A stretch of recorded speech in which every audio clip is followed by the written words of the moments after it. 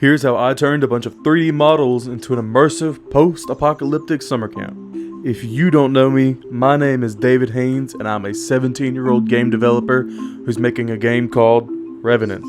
Revenant is a post-apocalyptic zombie survival game that takes place in the summer camp, Camp Hope. In Revenant, you play as Austin Watts, who has to look around Camp Hope, fight for survival, hunt animals, and collect evidence to find out the dark mystery that lies within the pines. I've been working on Revenant for about 5 months now, and it's come a long way since I've started. An important part of making Revenant was ensuring that the player was immersed in the world. When making a storytelling game, it is important that you do something called world building. World building is essentially what it sounds like. It is building a world, building an environment, and creating a backstory for your player. Very rarely does an environment have a story that doesn't go with it. In my case, I'm making a game that it is the most important that the world is built and has a background. Post-apocalyptic games are supposed to tell the player that something happened and even allude to what happened. In Revenant, your entire job is trying to figure out what happened at Camp Hope. The first aspect of world building that was implemented into my game was the inside of the cabins. Each cabin tells a different story about what happened inside of it. While making these cabins, I ensured to think of a story that would have happened in each cabin to make it look the way it does. Camp Hope is divided in half by one road. The first phase of this project was getting the right side of the road fully furnished.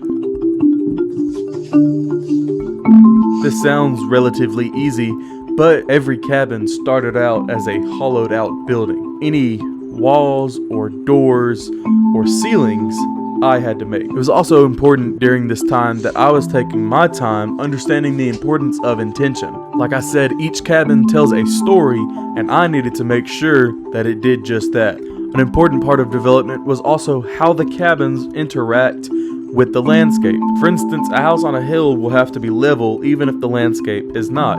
So what I did is I went in and took a table, made it really big, and included it as part of the floor to make it look like support beams for the house. Once the right half of the road was done, I was on to the left half.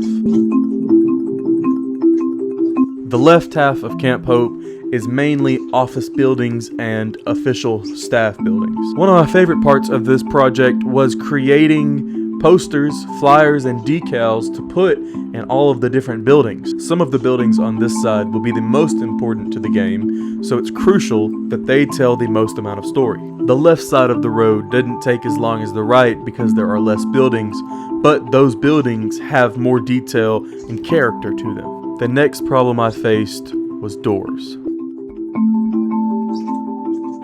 In video game development, we have something called the door problem. The door problem is something that from the outside looks simple, but can cause a lot of issues and take a lot of time to code.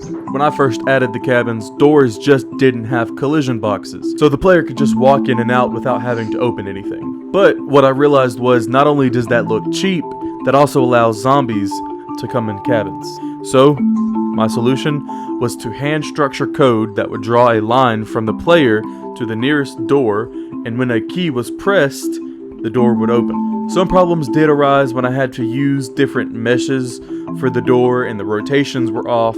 The way the doors work is they start at 0 and rotate to 90. For different meshes though, 0 is different angles. My work on Revenant is far from over.